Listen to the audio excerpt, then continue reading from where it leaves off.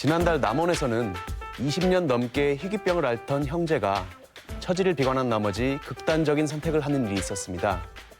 결국 형은 숨졌고 투신을 시도했던 동생은 중상을 입어서 주위를 안타깝게 했는데요. 과연 무엇이 형제들로 하여금 이런 슬픈 선택을 하게 만들었고 또 우리 사회의 복지 정책에는 어떤 허점이 있기에 이런 비극적인 일이 끊이질 않는 것인지 패밀리 리포트에서 알아보겠습니다.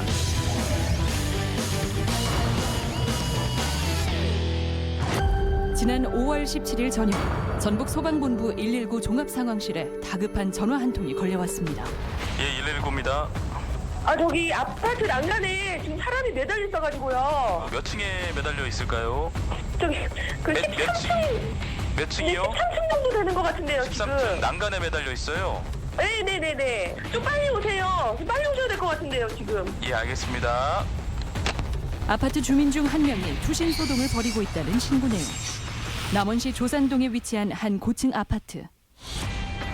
이곳 13층에 살던 40대 남성이 발코니 난간에 매달린 채 자살 소동을 벌여 경찰과 소방당국이 즉각 출동했습니다. 금방이라도 떨어질 듯한 아찔한 상황. 분위기가 이제 시끄럽길래 나와서 봤더니 10여 분 매달려 있는 것 같았어요. 금방이라도 그 추락할 위험이 있어서 공기 안전 매트를 아파트 화단 부분에 설치하고 고가 사다리차를 전개한 그런 상황이었습니다. 신고를 받고 출동한 119 구조대는 서둘러 에어매트를 설치했고 만약의 상황을 대비해 고가 사다리차도 배치했습니다. 그리고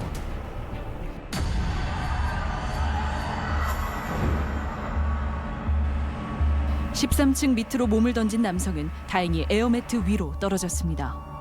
의식 있어? 네, 의식 없습니다. 의식 있어요. 다행히 목숨은 건져 의식은 있는 상황. 119 구조대는 신속하게 환자를 인근 병원으로 이송했습니다. 하지만 목뼈와 척수에 심한 손상을 입어 도내 한 대학병원에 재이송돼 긴급 수술을 받게 된 남성. 그런데 사고 직후 현장에 출동한 경찰은 충격적인 현장을 목격합니다. 집안 거실에서 남성의 형이 숨진 채 발견된 겁니다. 그랬더니 이제 그 형이 거실에서 잠자듯이 누워 있더라고요. 거기 한쪽으로 거기 이불 덮고. 노부모와 형제, 총 4명의 식구가 생활하던 집에서 부모가 집을 비운 사이 50대 형은 숨진 채 발견되고 40대 동생은 아파트 발코니 난간에 매달려 투신한 사건. 형제에게 비극적인 일이 벌어진 이유는 무엇일까?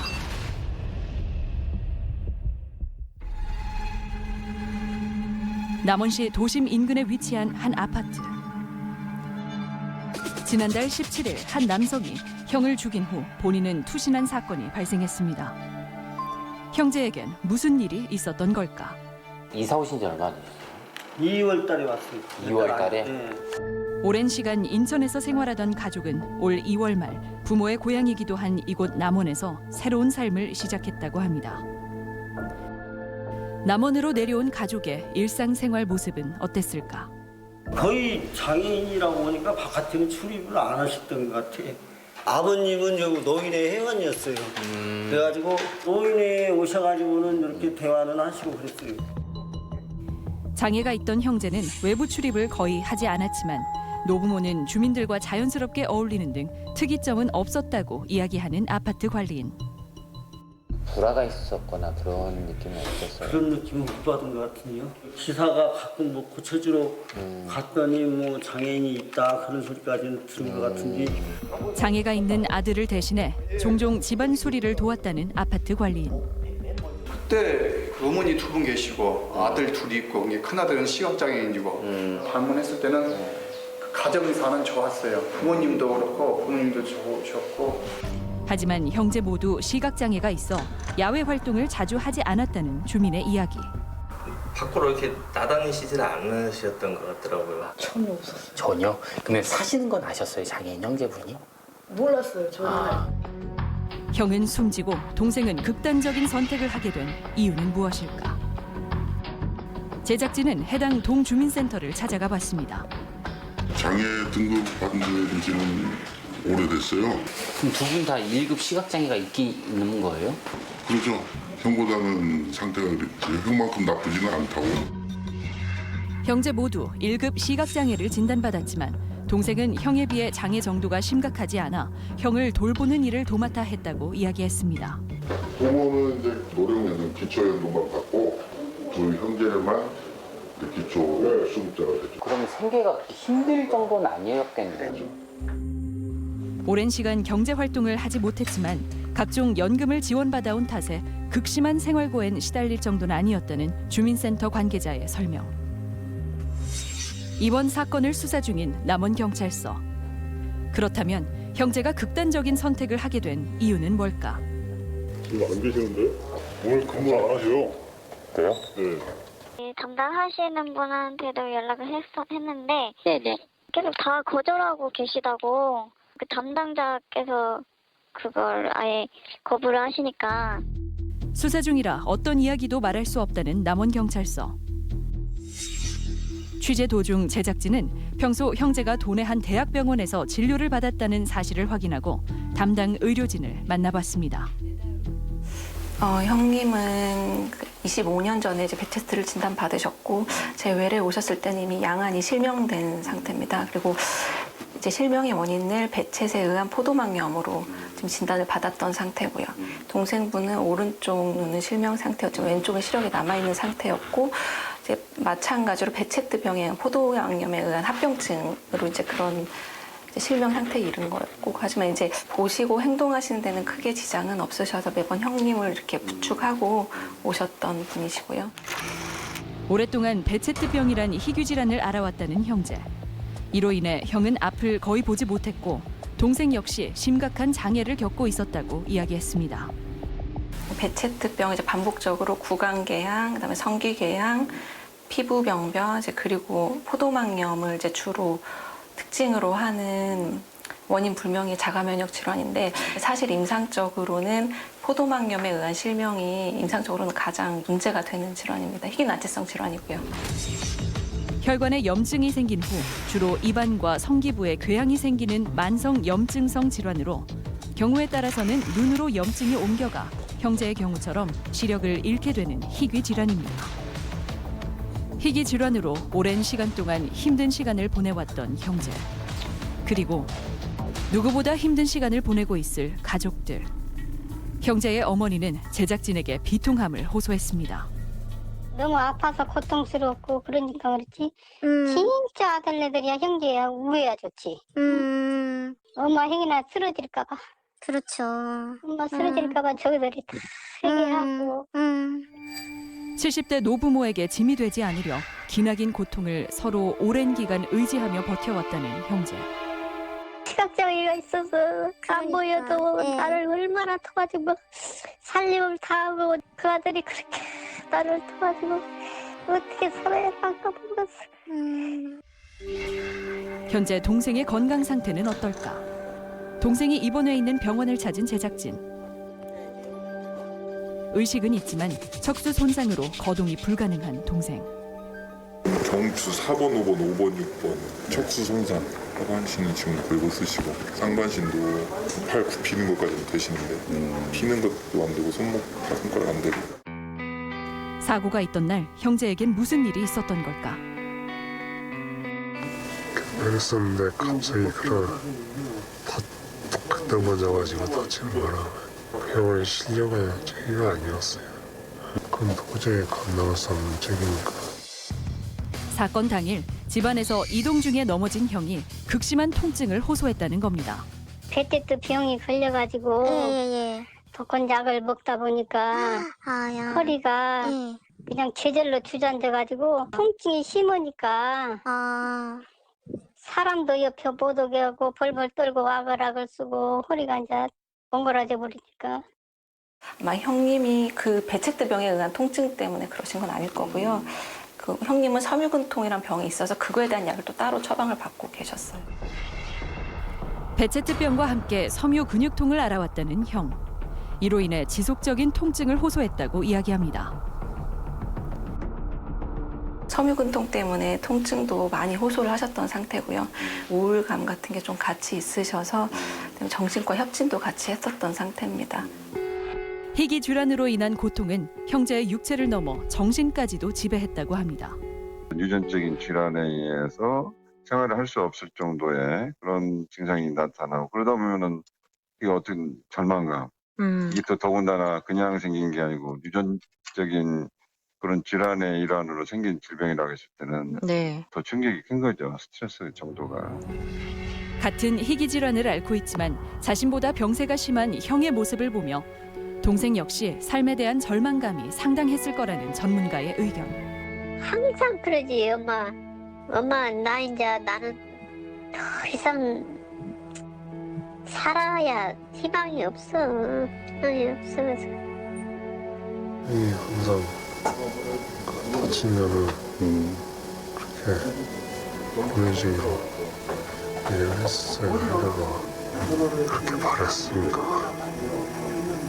그렇게 해주기로. 동생 역시 누군가의 보호를 받아야 했지만 자신보다 더 아픈 형을 보살펴왔던 상황.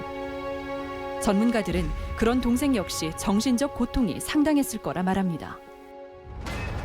실제 가족 간병에 지친 가족들이 환자를 살해하고 동반 자살을 시도하는 경우도 심심찮게 보도되고 있습니다.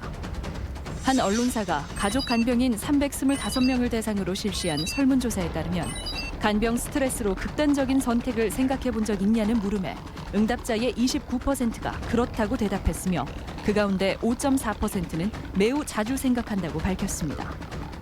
또 응답자의 96% 이상은 간병이 한계에 다다랐다고 생각해봤고 그 이유로 체력적 한계와 경제적 어려움, 사회적 고립감 등을 꼽았습니다. 이런 이유 등으로 지난 2006년 이후 현재까지 발생한 간병 살인은 총 173건. 심각한 사회 문제로 자리 잡은 가족 간병. 환자 당사자만큼이나 간병을 하는 가족도 고통을 받는 이유는 무엇일까? 사실은 사람들이 겪는 어려움이라는 것은 또 복합적으로 작용했으리라고 생각하거든요. 네네. 지금 그 사회심리적인 어떤 지원 시스템이라든지 체제 이런 것들이 우리나라에 이제 뭐 많이 부족하죠. 전문가는 환자와 가족의 고통은 커져가는 반면 지원을 비롯한 사회 시스템 곳곳엔 구멍이 뚫려 있다고 지적합니다.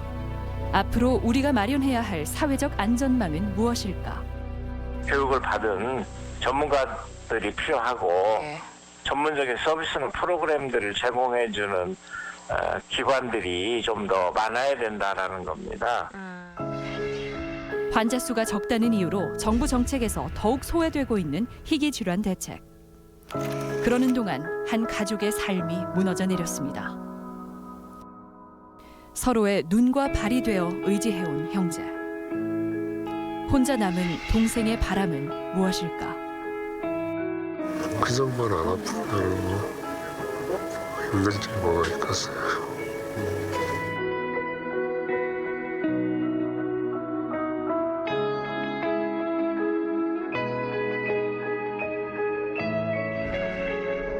네, 오늘 전문가 출연자 소개합니다.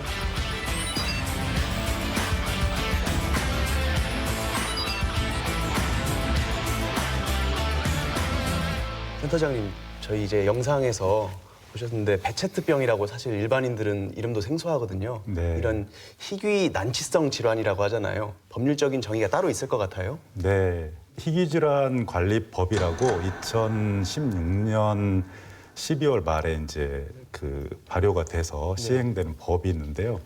그 법에서 이제 이 희귀질환을 정의를 했어요. 환자 수가 이제 2만 명 이하이면서 이제 진단이 어렵거나 어떤 규정하기 어려운 질환을 다 포함하는데 지금 전 세계적으로는 한 8천여 종류의 이 희귀 질환이 있는 걸로 알려져 있고요. 우리 전라북도는 어떤가요?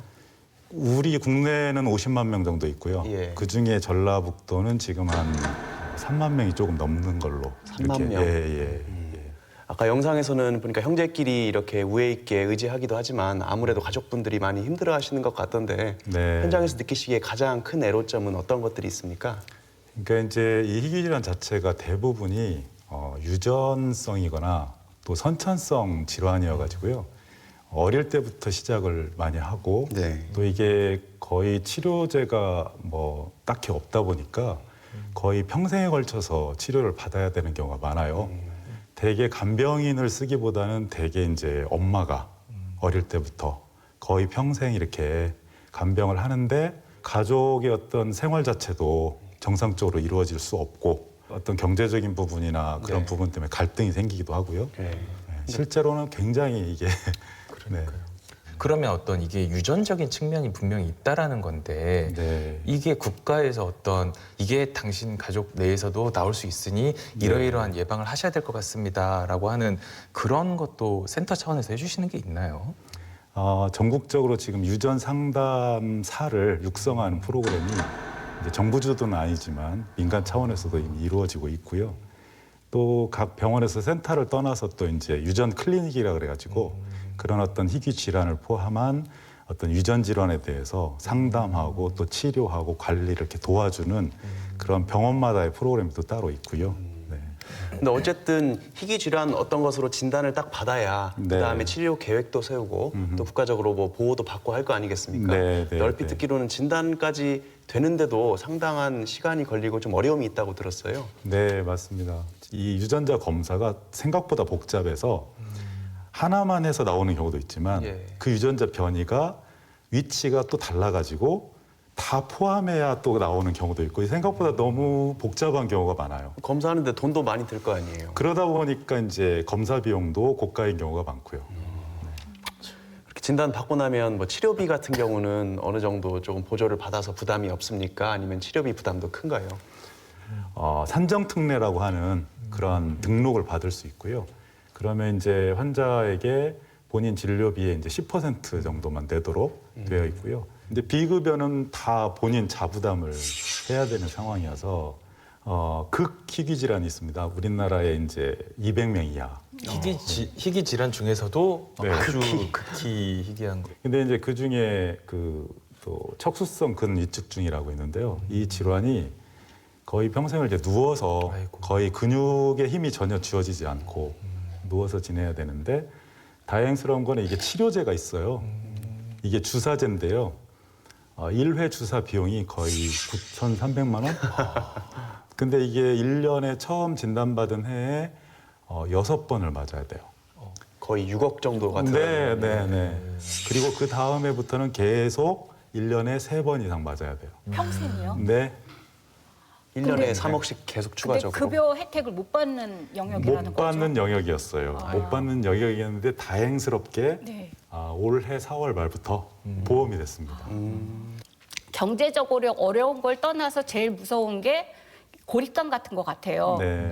그러면 아까 말씀하신 대로 병원이라든가 지원센터라든가 어떤 전문 시설들을 지정하고 설치해서 환자와 환자 가족들이 함께 뭔가 힘을 받아서 정보를 공유하고 함께 나아가는 이런 시설들이 정말 필요할 것 같거든요. 네, 맞습니다. 그 중요한 포인트를 좀 말씀해 주셨는데요. 사회적 인식이 일단 좀 달라져야 되는 부분이 하나 있고요. 이제 거점센터에서 희귀질환 환자를 이렇게 연계해서 같이 지지하는 어떤 네트워크를 형성을 해서 그런 프로그램을 좀 활성화시킬 필요가 있는 것 같습니다. 근데 지금 일본의 사례를 보면 희귀 질환을 어떻게 정의를 했냐면요. 해당 질병에 걸릴 경우 장기간 요양을 필요로 하게 되는 것이 아예 명시가 되어 있어요. 근데 우리나라 같은 경우에는 세세하게 들어가면 있을지 모르겠지만 딱 하고 드러나는 것은 없거든요. 지금 요양 부분은 좀 없는 것 같아요. 장기 요양 이 부분은 없는데 어떤 질환이 희귀질환이다 아니다를 정하는 실제 기구는 희귀질환 관리위원회라는 게 있거든요. 우리나라에 이제 12분의 전문가 패널로 구성된 심의위원회가 따로 있고요. 현재 우리나라는 이제 희귀질환 같은 경우는 그 심의위원회가 1년에 1회, 그다음에 극희귀질환도 1년에 2회 이렇게 심의하도록 돼 있어요. 너무 적은 거 아닌가요? 물론 환자나 가족들의 입장에서는 좀 더 빨리 뭔가가 이제 가시적으로 나와줬으면 좋겠는데 이게 또 점차적으로 제도를 개선하고 마련하는데 또 시간이 좀 필요한 것 같습니다. 사실 그 산정특례를 한다 할지라도 간병비는 한 30만 원 정도 지원이 돼요. 실제로 효과가 있는 정도의 지원인가 했을 때는 이제 너무 환자를 가정에다만 가두다 보니까 이분들이 어떤 고립감과 우울증 때문에 힘드니까 밖에 시설로 이분들을 모셔와서 전문인들이 함께 치료하는 이런 시설들이 마련되는데 좀 유효한 역할을 하지 않을까. 저는 이제 그런 생각을 하고 있어요. 그 희귀 질환 겪고 있는 환자분들에게 한번 설문조사를 하니까 당신이 왜 그런 그 본인의 유전 정보 제공 같은 거를 왜 이렇게 꺼려 하느냐. 그렇게 하면 혹시 어떤 불이익이 있을까봐 그러냐라고 했더니 1위가 오히려 보험에서 차별을 많이 받으셨고 2위가 이제 취업하시는데 그래서 저는 사회적으로 조금 관심을 촉구할 수 있는 활동이 저는 분명히 캠페인성이든 뭐든 장단기적으로는 있어야 될 것 같습니다. 그러니까 그분들이 옆에서 이런 희귀 질환을 앓고 있다라고 하면 고충을 이해하는 것만으로도 우선 그게 첫 걸음이 되지 않을까 이런 생각을 해봅니다. 저는 그 가족분한테 이런 말씀을 드리고 싶어요. 이게 아무래도 유전적인 병이다 보니까 부모님들 같은 경우에는 내 잘못이다, 내 죄가 크다라고 이제 하면서 너무 자책하시는데 아닙니다. 국민에게 이런 어려움이 있을 땐 당연히 정부와 국가가 나서야 되기 때문에 당당하게 힘있게 권리를 요구하시고 어떤 대책들을 요구하셨으면 좋겠습니다. 맞습니다. 방송 보고 계신 분들이 조금이라도 힘과 길을 받으셨으면 좋겠습니다. 말씀 잘 들었습니다. 감사합니다. 감사합니다.